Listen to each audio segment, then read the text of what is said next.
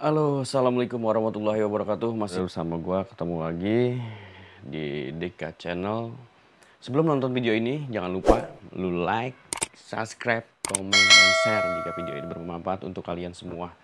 Oke, hari ini gua mau berbagi tips cara membeli motor second agar tidak tertipu. Beli motor yang baik, yang tidak rusak. Oke.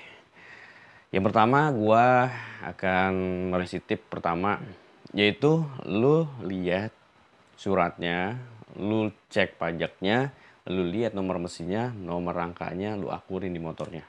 Itu tips yang pertama, yang paling penting ya. Yang paling penting itu nomor rangka, nomor mesin, itu paling penting lu cek.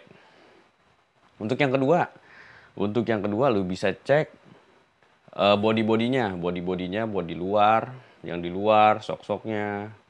Itu lu cek soknya bocor atau tidak. Lu cek di situ semua body-bodinya. Mungkin mohon maaf namanya motor second, kalau lecet sedikit wajar lah, namanya motor second pasti ada lecet-lecetnya, ya kan, namanya motor dipakai, kecuali motor baru. Kalau motor baru mungkin tidak ada lecetnya. Itu tips gua yang kedua ya. Untuk yang ketiga lu cek cek mesinnya, lu nyalain motornya, terus lu gerungin, lu gas, itu lu gas. Ya mungkin kalau misalkan rumahnya di gang mungkin apa berisik atau gimana ya, mungkin lu merasa kagak enak.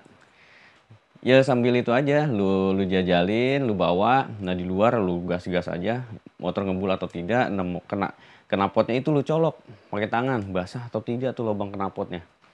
Kalau basah berarti tuh motor ngebul. Motor itu ngebul dan sayarnya udah kena, mungkin udah baret karena pernah telat ganti oli biasanya kalau gitu. Karena telat ganti oli jadi motor sayarnya ngebul. Nah, itu tips yang ketiga ya. Tips yang keempat. Agar lu ya tidak banyak berandanya dah. Biasanya tuh di mesin sih biasanya. Kalau mesinnya dulu tuh biasanya motor kalau misalkan udah pernah turun mesin atau udah pernah seharusnya udah pernah naik atau udah tinggal standar lah, udah nggak standar, biasanya kalau gua itu pribadi biasanya gue lihat dari packing block headnya, biasanya di situ ketahuan. Biasanya kalau packing block head itu kalau belum pernah turun mesin biasanya itu warna putih atau ada yang ya kayak modelnya, mungkin kalau kotor biasanya ya agak coklat-coklat gitu dah, yang namanya kotor kan di blok mesin. Kalau misalkan udah hijau, packingnya baru, berarti itu motor udah pernah ganti seher atau pernah turun mesin. Biasanya di blok tengahnya biasanya kalau misalkan udah pernah turun mesin itu ada lem-lemannya, lem sealant biasanya tuh yang warna oranye apa coklat gitu. Itu biasanya motor kalau yang udah pernah turun mesin. Dan selanjutnya lu cek olinya, seal-sealnya biasanya tuh kadang suka pada netes sih biasanya yang namanya motor second itu. Apalagi motor-motor tahun tua. Motor tahun tua ya di bawah tahun 2010 lah. Biasanya ya banyak yang hasilnya pada habis, biasanya pada kemakan. Mungkin karena udah kelamaan kali nggak pernah ganti dari baru, biasanya ya udah bocor seal-sealnya. Itu tips ya yang kelima itu ya. Yang kelima lu cek itu.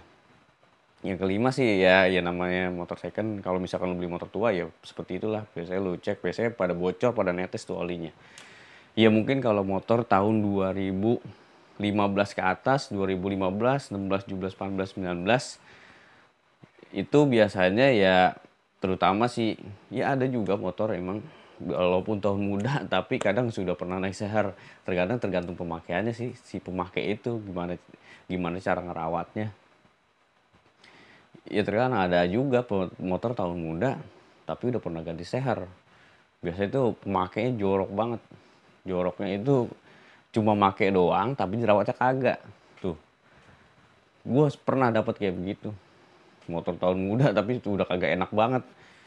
Dan yang keempat, kalau keadaan yang selanjutnya yang keenam, Itu biasanya kalau gue beli motor tahun muda, itu yang gue lihat kilometer. Yang gue lihat kilometernya. Kenapa kilometernya? Karena dari kilometer itu pun ketahuan si pemakai itu, kalau misalkan kilometernya rendah, kita hitung misalkan setahun itu, misalkan 2017, 2017, 18, 19, 20. Itu motor kan udah 4 tahun. Kalau misalkan 4 tahun motor itu kilometernya masih di bawah 20.000 atau di bawah 30.000 lah.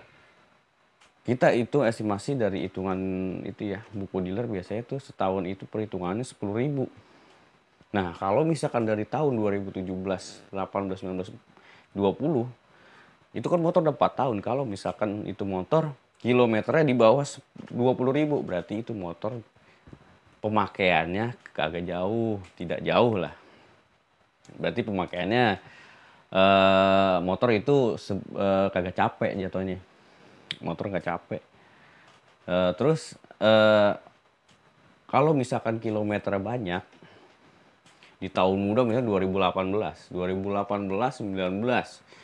atau 2017 lah, kilometernya udah nyampe 60.000, 60.000, 70.000, 80.000, waduh. Itu mah mendingan jangan bro, kalau gua kasih tahu ya, itu mendingan jangan, karena itu motor udah capek banget itu motor, perjalanannya udah jauh. Lagi juga udah pasti lah ya, namanya dalaman mesin. Ya kayak kalau mau kayak motor matic misalkan. Motor matic itu pasti ya speednya kayak rollernya, penbelnya, kampas gandanya, pasti udah kemakan loh. Udah kemakan banyak. Ya kalau misalkan orang itu udah pernah ganti ya berarti ya udah nggak ori lagi. Nggak ngambil kemungkinan kan, pasti orang itu nggak mungkin beli yang ori, pasti ya yang harga-harga standar lah. Kalau misalkan orang itu ya namanya kita nggak tahu kemampuan orang itu, ekonominya, ya mungkin dia nggak mungkin beli yang ori, paling yang KW2-nya. Nah itu yang kalau motor tahun muda, membeli motor tahun muda, yang lu lihat itu kilometernya. Ya kalau misalkan kilometernya banyak atau tidak. Ya kalau misalkan dulu dapat motor kilometernya sedikit atau di bawah 10.000, wah itu beruntung banget bro. Itu buat gue beruntung banget, beruntungnya kenapa? Karena itu motor pasti bagus, mesinnya pun bagus. Karena si motor itu nggak pernah dipakai, dirawat sama orangnya, sama yang punyanya. Itu kalau beli motor, motor second tahun muda atau tahun 2017, 18, 19, kilometernya di bawah 10.000. Itu buat gua ya top lah. Berarti lu beruntung kalau beli motor tahun-tahun segitu, kilometernya di bawah 10.000 bisa 5.000. Ya kadang gue juga pernah dapat yang namanya motor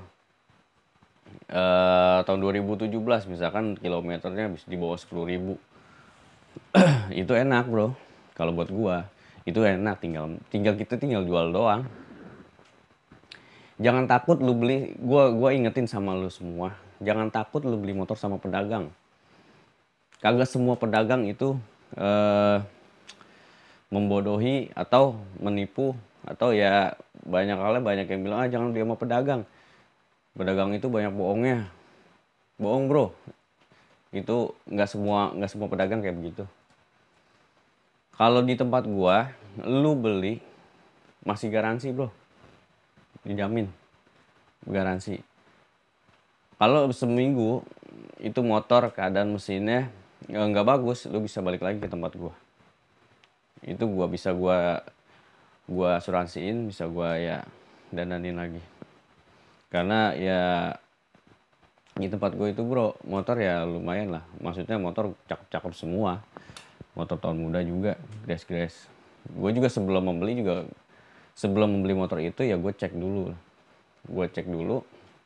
layak atau tidak buat dijual lagi. Ya gue beli. Kalau misalkan kagak ya gue nggak beli lah. Ngapain gue beli motor tahun muda, motor buat jual lagi tapi motornya rusaknya parah gitu. Oke bro, mungkin itu tips cara membeli motor second yang baik, yang benar agar lu dan tidak tertipu. Itu aja dari gua, dari ya itu sih berbagi pengalaman aja ya. Berbagi pengalaman aja dari gua dan gua mau bagi tips buat lu.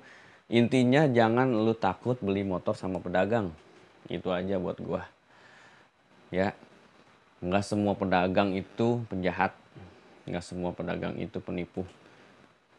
Karena terkadang lu beli sama pedagang, beli sama pemakai, belum tentu kalau misalkan lu beli motor sama pemakai, terus ada kerusakan, si pemakai itu pun nggak bakal tanggung jawab sama lu. Gitu. Kalau misalkan sama pedagang, lu beli sama pedagang ada kerusakan, dan si pedagang itu pasti lu tanggung jawab. Oke, itu aja saran dari gua dan tips cara membeli motor yang baik yang benar agar lu gak ketipu. Buat gua jangan lupa lu suka, lu like dan subscribe. Kalau bermanfaat video ini dan ada yang kurang di video ini lu komen. Kalau misalkan bermanfaat lu share ya.